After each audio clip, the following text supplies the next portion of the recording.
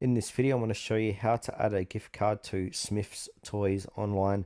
If you find this video helpful, please consider to like this video and subscribe to my channel.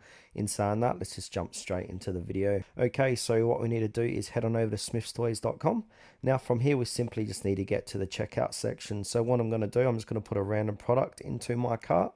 So I want to click here. And I'm going to add just Leapfrog Magic Adventures Globe.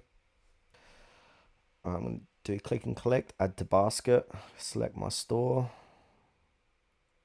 select the store. This is just for demonstration purposes. Now I want to go view basket. And now if you like your purchase, go ahead and click checkout. Alright, because I'm going to collect it, I'm just going to collect it from here.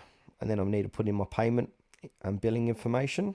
And if I scroll down here, there is an option to use a Pay by Smyths Toys gift card.